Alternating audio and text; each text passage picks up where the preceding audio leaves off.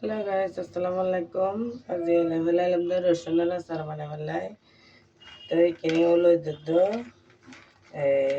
হলুদ মাখিয়ে এখানে বাফার দিয়ে ফেলাইলাম।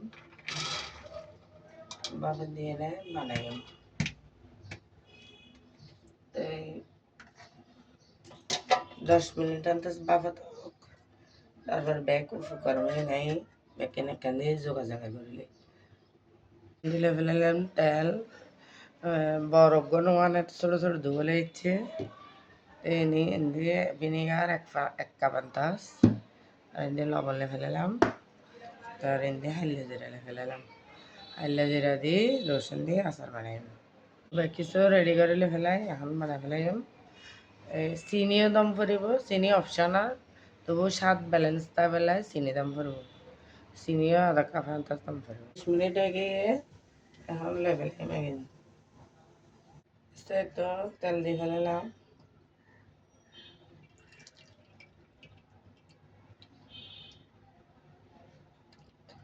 তেল দিয়ে ফেলাইলাম সরিষার তেল। যেহেতু রসুন একটু বেশি, তেলে বেশ দাম পড়বে। তো আইলে যেটা দিয়ে ফেলে লো এটা দিতাম দম পড়বে, নাহলে আইলে যেটা পড়ে যাবে। এটা এখন দিয়ে ফেলে রসুন।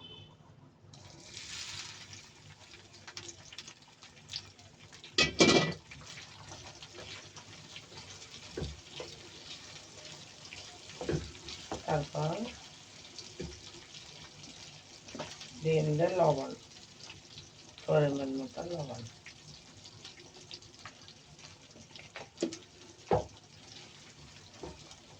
তারপর দিয়ে নিলে চিনি আন্তাজ ধরে দিতে হবে। আন্তাজ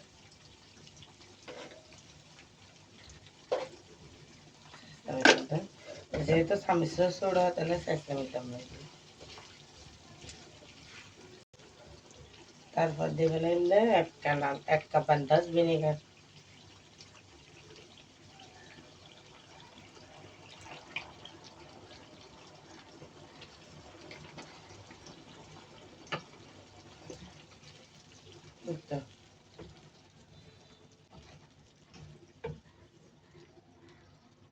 গাইস দেখেন সন টকবক করিয়ে দিয়ে রসুনের আচার হয়ে গিয়ে হালিয়া জিরা দিয়ে রসুনের আচার। সকালে হালি বেড়ায় বাতার লাগে, খাইলে শরীরে বেশি ভালো, স্বাস্থ্যের লাগে বেশি ভালো।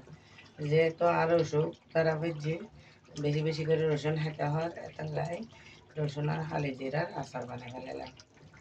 খাই ফেলাই নাহলে তো প্রতিদিন হালি বেড়া খায়, কেন লাগে রান্নার দেখতে লাগে।